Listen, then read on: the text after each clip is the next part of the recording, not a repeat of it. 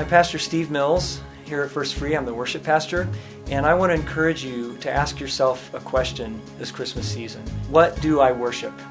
What do I worship with my time? What do I worship with my money? All of us get so easily caught up in the consumerism of Christmas, and it's fun. We like to give presents, we like to get presents, we like kind of the traditional trappings of Christmas that all of us are so familiar with. But we want to invite you to do something different this Christmas.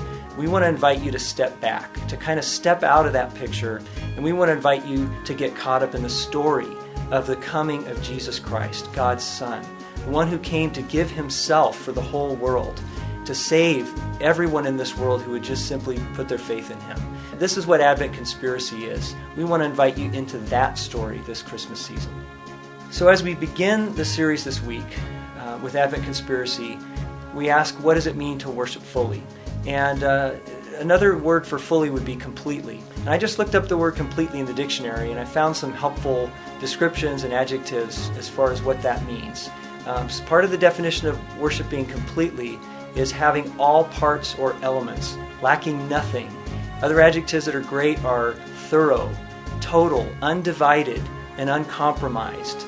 These are great words when you apply them to our devotion to Jesus Christ and our worship of Jesus Christ. It should be undivided and uncompromised and involve every part of us.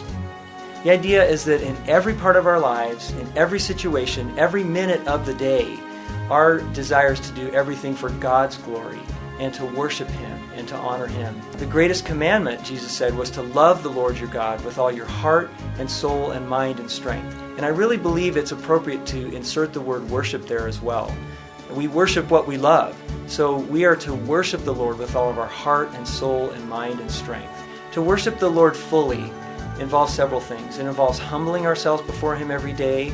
It involves recognizing or acknowledging every day his infinite worth. It involves sacrificially serving him, giving of ourselves.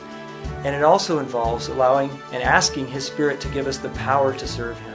All of those things are part of worshiping him. And I really think that when we do this, when we worship him in every situation that we encounter during the week, it's this opportunity to collect praises, kind of store them up during the week as we serve him and worship him and see him do mighty things through us and in other people's lives during the week. We collect these praises. And then what a great opportunity where we come together on Sunday mornings, and all of us as his body who've been worshiping him throughout the whole week, we release these praises to him with joy and with passion. We praise him together as his people. So we want to give you a few ideas just to spark your thinking and help get you started as far as what it means practically to worship the Lord fully, and some ways to practice that, some ways to encourage us to do that during the holidays. One of those would be, and this is something that you may already do, but to go caroling with your family or with several families, or maybe with your life group from church. But just before you go out and carol maybe around some neighborhoods together, pray that you would really think deeply about the meaning of the Christmas carols and think deeply about what it means to worship Christ and praise him for coming for you. So a second suggestion would be trying to identify some time during your week that you kind of protect as your own time. This is time when I get to do what I want to do. And talk about, pray about, consider offering that protected time of yours back to the Lord, at least for the Christmas season. It might be offering to help somebody in your neighborhood who physically can't do a project on their house. It might be serving in a soup kitchen or something like that. But just talk with your other family members, and maybe you'll come up with something that you can all do together, where you're just saying, Lord, I'm going to give this time back to you and serve someone else this season. A third idea would be something that has just kind of naturally happened in my home, when my kids will tell me, hey Dad, have you heard this worship song by so-and-so that I heard or we did in youth group? I don't think you've ever heard this one. And they love to pull up songs that they've heard on YouTube, and we'll just kind of stand around the computer and listen to those songs, and sometimes end up singing along with those worship songs.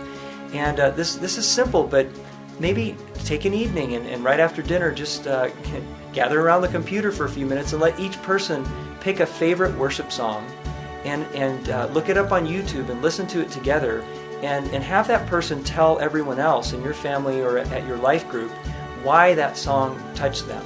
This is just something that's going to get you thinking about how great God is and why we worship him. And finally, fourth suggestion would be to do something that's real simple, and maybe you already do this as part of your family tradition, or you already do this in your life group, but just have everyone stay after dinner, or stay after the life group, or incorporate this into your time, just for 10 minutes. Just read the Christmas story from Luke 2, but read it from a translation of the Bible that you're not as familiar with, because sometimes that will make certain parts of the story come to life in ways that they didn't before, or it will remind you of parts of the story that you had forgotten about. And I would suggest maybe the New Living Translation. You can go to BibleGateway.com and just pull up Luke 2 on the New Living Translation and read through the Gospel of Luke chapter 2 together, and then have everybody share what about the Christmas story most impacted them, or what's their favorite part of the Christmas story.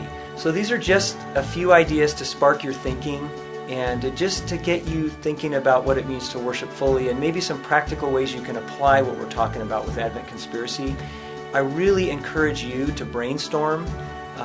Think about these things yourself, brainstorm with your friends and with your family, and just spend a little time talking about what does it mean to worship fully, and how can I apply this to my life? How can this change my life this season and cause me to live differently and live in a way that communicates to others that the one that I worship is Jesus Christ. The one I love more than anything is Jesus Christ, and I want you to know him like I know him.